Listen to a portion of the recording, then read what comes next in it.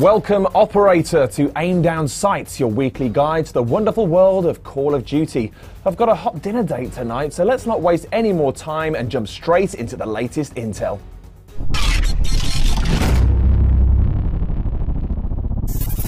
The official Call of Duty site is currently concealing a whole bunch of secret information about Advanced Warfare's single-player and multiplayer modes. And how can you unearth this info? Simple. Head to callofduty.com/advancedwarfare and keep an eye out for these symbols. Make sure that you're loaded up with a device that can read QR codes or has internet access, a mobile phone, say, or a tablet, because that's key to unlocking the concealed data within, such as the video you're watching right now. You'll need multiple devices to unlock everything, so I'd recommend teaming up with a few friends and pooling your resources.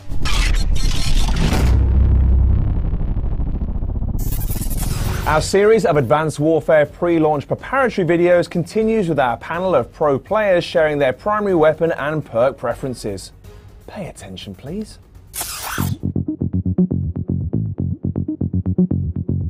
Weapon I've found most effective so far is the HBR-A3. It's probably one of the first auto rifles you get to play, and I just love it because it's got low recoil, it's great for medium to long range engagements, and that's just how I play. I'm just an AR person at heart.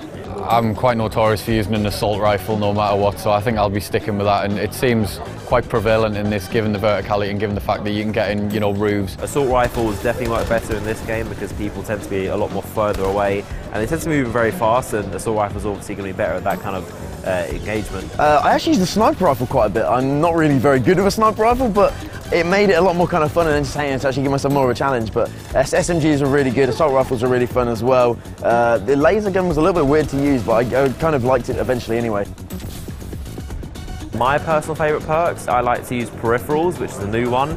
It basically makes your minimap a little bit bigger so you can see more, and also zooms it out. And also the gung ho perk, it basically when you're sprinting it doesn't put your gun down, so if you can't get someone you'll be ready up faster. I think one which is quite interesting is Blast Suppressor.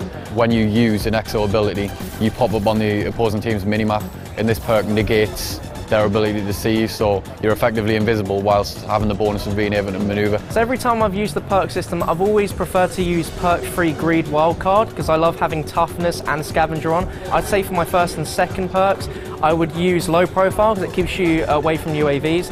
And then for the second one, I'd use something like lightweight or something like that just so I can run around really quick.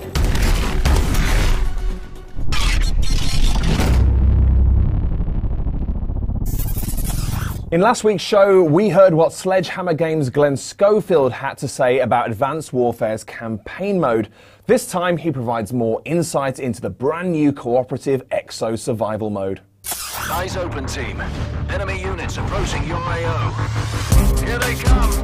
For EXO survival, we wanted to take all the moves that we had we've been working on for the last couple of years, both in single player and in multiplayer. We put it in these large domes and gave the player everything that is in the other two modes and more. We have persistence now. I can save it and come back. Really what we want you to do is build up your character in survival mode, right? I mean, it's a different character and it plays differently and there's a lot more moves, so we want you to work through that. We have some combinations of enemies that no, you will not see anywhere else in the game. We have enemies that are cloaked that you haven't seen before. I mean, all the things that we have in the game, we've added a lot more. We've also got some directed energy enemies that you haven't seen before. Yeah, there's a lot of surprises there.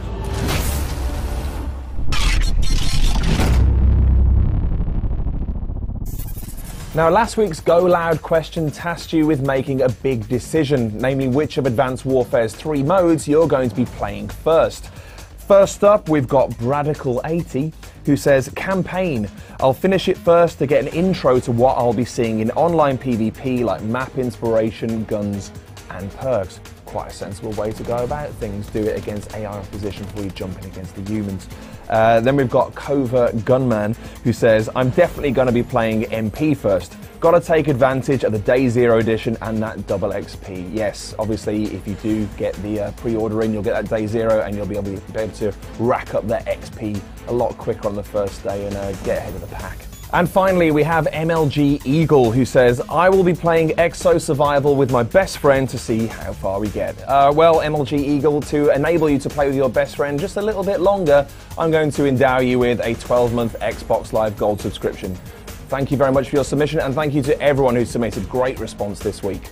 Now, if your tweet didn't succeed this time, why not try again this week by telling me which weapon class you'll be favouring in Advanced Warfare's multiplayer and how it'll give you the edge over the opposition.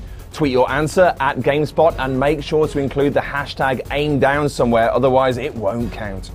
And Aim Down Sights reaches another checkpoint, and just in time too, because my mum's calling me for dinner. Thanks for watching. Last one to join me again next week is a NoobTuber. Call of Duty Advanced Warfare. Pre-order now for Xbox.